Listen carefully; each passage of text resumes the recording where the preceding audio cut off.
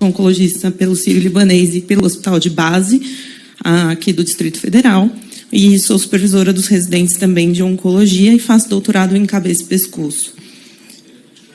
Não tenho nenhum conflito de interesse na apresentação de hoje, sou subinvestigadora de alguns estudos clínicos no Sírio-Libanês, mas nenhum que envolve cabeça e pescoço, ou tireoide. Bom, quando a gente fala de cabeça e pescoço, a gente está falando de uma região que envolve diversas regiões anatômicas, dentre elas a cavidade oral, a nasofaringe, a orofaringe, a laringe e os seios da face e a cavidade nasal. Então, esse é um tumor que, segundo os dados da Organização Mundial de Saúde, teve uma incidência em 2022 de 892 mil casos novos no mundo, sendo responsável por 458 mil mortes. 90% dos casos diagnosticados eram em estadio 3 ou 4, o que significa que eram cânceres em estadio avançado, ou localmente avançados ou metastáticos. Quando a gente traz os dados do INCA de 2025, a gente tem que 78% dos cânceres de cabeça e pescoço do Brasil são em estadios avançados, 80% deles são na população masculina, em pacientes com menos de 50 anos, com baixa escolaridade e relacionados ao álcool e ao cigarro. A gente sabe que 20 a 30% dos cânceres de cavidade oral são relacionados com etilismo e tabagismo e que a infecção por HPV, principalmente o 16 e o 18, são responsáveis por grande parte dos casos de orofaringe. Lembrando que, como falaram, a gente tem hoje a vacina, né, pública, a quadrivalente para adolescentes, tanto femininos quanto masculinos, mas que a gente tem hoje disponível também no sistema particular uma vacina monovalente, que tem uma cobertura um pouquinho maior dos outros subtipos, que também causam o câncer de orofaringe. E, como foi comentado na apresentação anterior, a má saúde bucal e a doença periodontal também são fatores de risco importantes e que a gente sabe que é uma das formas de intervir no desenvolvimento do câncer e diagnóstico mais precoce. Rastreamento populacional ele não é indicado, mas, como foi dito, a prevenção através de vacina, cessação de etilismo, tabagismo e cuidados com higiene oral, principalmente em populações de risco, são importantes. Quando a gente fala em metástases, esse é um câncer que a maior parte dos pacientes, quando desenvolve metástases, desenvolve para pulmão, sendo que alguns poucos pacientes acabam desenvolvendo para fígado, osso e linfonodo não regional. E o que a gente tem de tratamento? Até 2008, o tratamento de doença localmente avançada ou metastática era basicamente quimioterapia à base de cisplatina, junto com um taxano ou um 5-fluoracil. Ou seja, medicações citotóxicas, que agem em divisão celular e que não têm um alvo definido. Em 2008, foi publicado no New England um estudo que comparou quimioterapia com quimioterapia junto com uma droga-alvo que é anti-EGFR, que é o cetuximab. E o que a gente demonstrou na época foi um ganho de 3 meses em termos de sobrevida global na população, com uma redução do risco de morte em 20%. Isso fez com que, na época, fosse aprovado o uso de cetuximab com quimioterapia como primeira linha de tratamento para câncer de cabeça e pescoço metastático. Em 2019, no New England, foi publicado um outro estudo que comparou a quimioterapia com cetuximab com quimioterapia com imunoterapia, no caso, pembrolizumab. Esse estudo foi atualizado em 2022 e foi aprovado o uso, porque demonstrou um ganho também de 2,3 meses de sobrevida, com diminuição do risco de morte de 29%.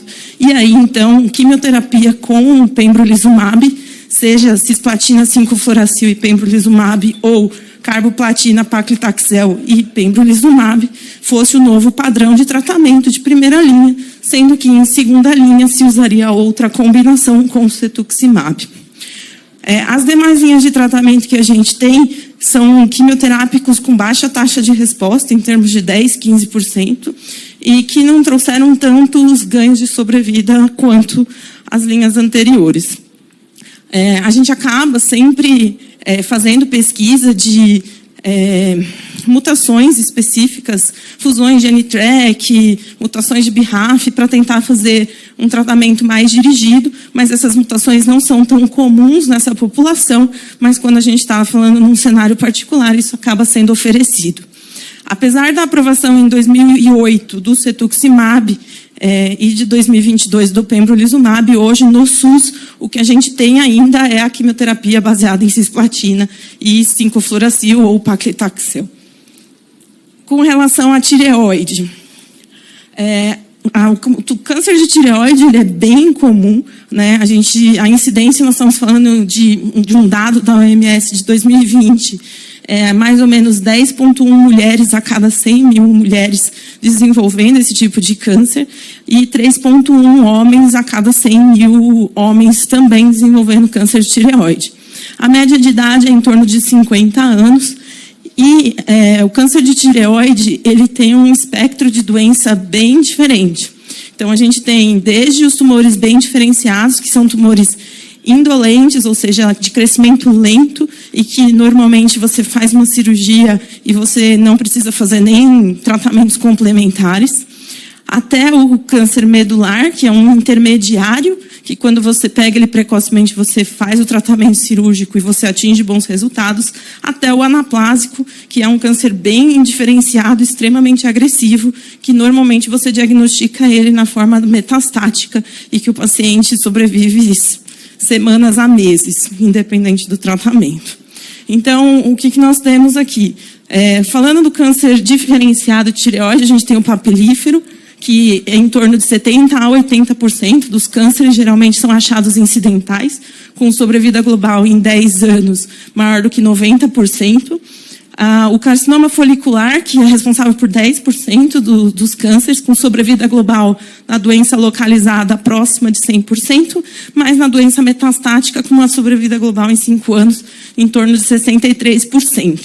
E o carcinoma de células de Hürten, que são responsáveis por 3 a 4% dos cânceres bem diferenciados e que a gente tem uma sobrevida global em 5 anos em torno de 85% a 95%. Como vocês podem ver, diagnosticado precocemente, taxa de cura praticamente 100%, e mesmo quando a doença é metastática, a sobrevida em 5 anos, aí, mais de 80% dos pacientes ainda estão vivos.